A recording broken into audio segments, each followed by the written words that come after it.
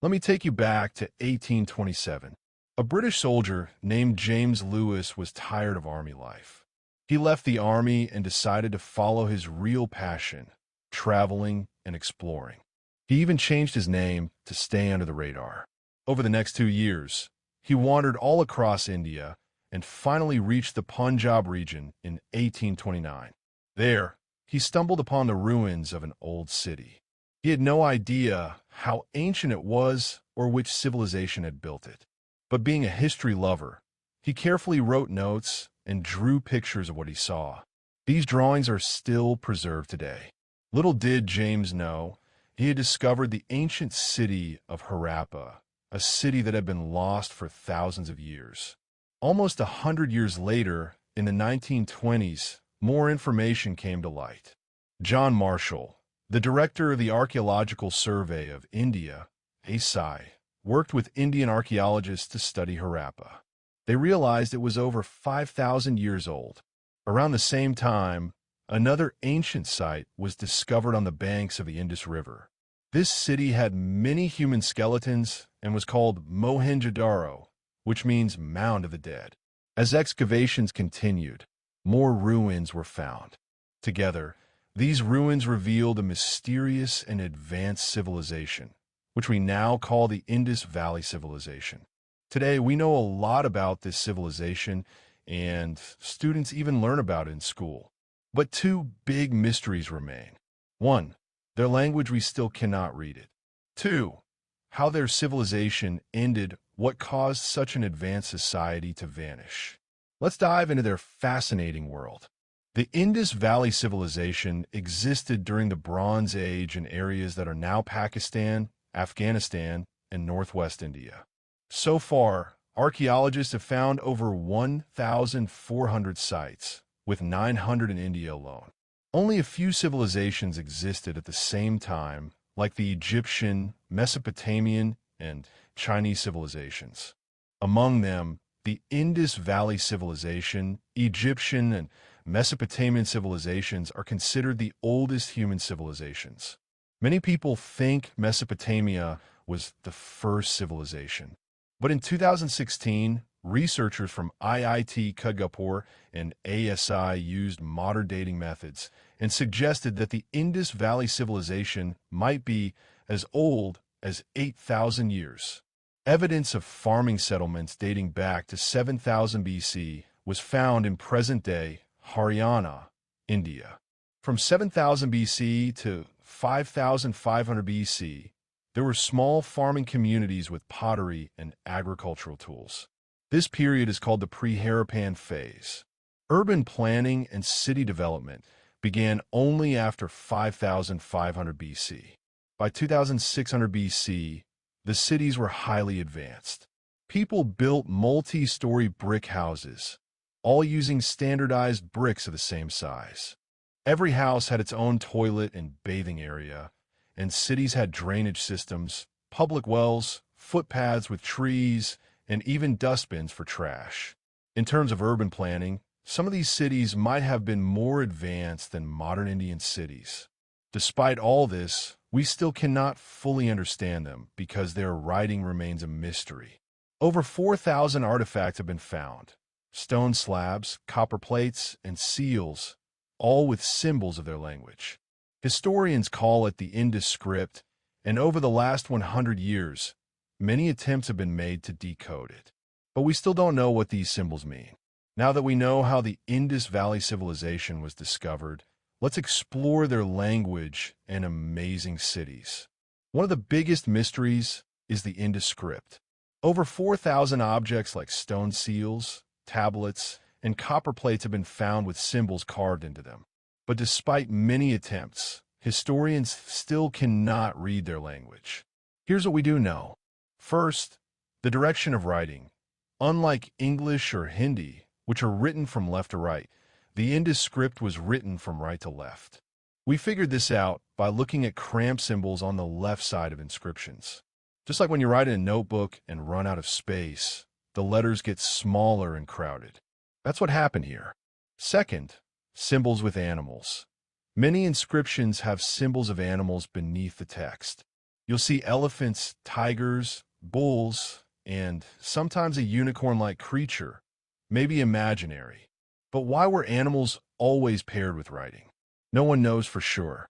Third, size of the seals. Don't imagine these inscriptions were huge. Most seals were just about 2.5 to 5 square centimeters. Tiny. Yet they had very detailed carvings. Fourth, number of symbols. The Indus Script has over 400 signs. Compare that to the 26 letters in English. Some symbols look like stick figures, fish, turtles, birds, and more.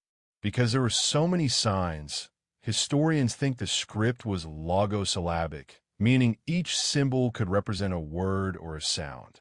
To give you an idea, look at Egyptian hieroglyphs.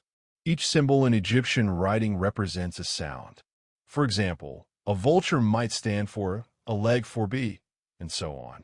Egyptian writing was cracked because of the Rosetta Stone, which had the same text in Greek and Egyptian. But sadly, we don't have anything like that for the Indus Script. Even without fully understanding it, historians have found patterns. Some symbols always appear together, and some, like a jar-shaped symbol, are often at the end of inscriptions. It might have been like a full stop. Interestingly, Indus Script symbols have also been found in Mesopotamia, showing that these ancient people traded with faraway lands. But in Mesopotamia, some patterns were different. Historians believe the Mesopotamians were writing their own language using Indus symbols, just like we sometimes write Hindi using English letters. Now let's talk about the cities. All Indus Valley cities share a similar layout. They usually had two parts: the lower town, surrounded by walls, where most people lived, and the citadel or upper town, built on higher ground with its own walls. It had workshops, marketplaces, and public spaces. Walls were not built for wars. Instead, they protected people from floods and wild animals. This shows that the Harappans lived peacefully. Unlike other Bronze Age civilizations, we haven't found palaces, royal tombs, or temples. This suggests there were no kings, priests, or armies, a society without hierarchy. One of the most amazing structures is the Great Bath of Mohenjo-Daro. Imagine a huge swimming pool built with burnt bricks and waterproof with tar, 2.4 meters deep, with its own well and drainage system. Cities also had public wells, clean streets, and organized sanitation systems. In fact, these cities were cleaner and more organized than many modern cities. Trade was also advanced. The Indus Valley people traded with Mesopotamia and possibly other nearby civilizations. The presence of Indus Script in faraway lands shows that people and ideas traveled between these civilizations. Another mystery is why the civilization ended. Between 1900 BC and 1300 BC, urban planning stopped, drainage systems were neglected, the Great Bath was filled with waste, and trade links with Mesopotamia ended. By 1800 BC, many cities were empty. Scholars have several theories: rivers drying up, deforestation, or disease epidemics like malaria or cholera. Whatever the reason, by 600 BC, the Indus Valley Civilization was gone.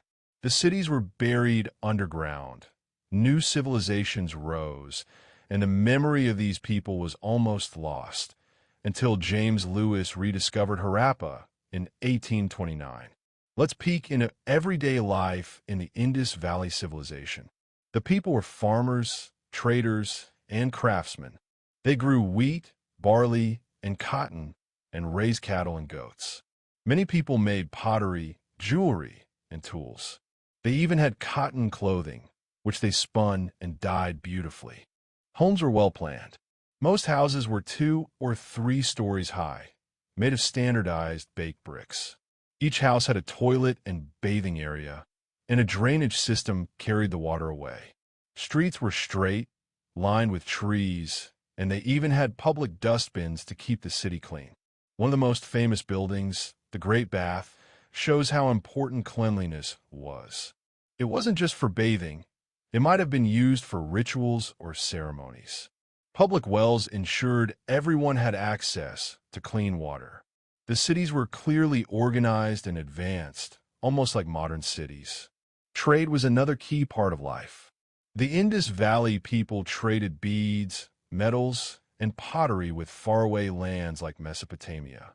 They even used weights and measures that were standardized across cities, making trading easier and fair. Even though we know a lot about their cities and tools, some mysteries remain. For example, their writing system, the Indus Script, is still undeciphered, and we don't know why this civilization ended. Theories include rivers drying, deforestation, or deadly diseases. Maybe it was a combination of all these factors. What's truly fascinating is that the Indus Valley Civilization was peaceful and organized. There were no palaces, no temples, no kings or armies. Unlike other ancient civilizations, it seems people lived in harmony without a strict hierarchy. In a way, the Indus Valley Civilization teaches us a lot. They show how humans can create cities with great planning, sanitation, and trade systems. They remind us how nature and environment are crucial for civilizations to survive. And finally, think about this. These cities were buried underground for thousands of years. And yet, when James Lewis rediscovered Harappa in 1829, he helped the world reconnect with this incredible civilization. Even today, archaeologists continue to uncover new artifacts, adding pieces to the puzzle of how these people lived, traded, and built their world. The Indus Valley Civilization may have ended long ago, but their legacy continues to inspire. Clean cities, trade systems, and community planning. These are things we can learn from them even today. So next time you think about history, remember the people who lived peacefully, built smart cities, and left behind a civilization that amazed the world, the Indus Valley Civilization. If you enjoyed this journey into the past, don't forget to like, share, and subscribe for more videos on fascinating ancient civilizations.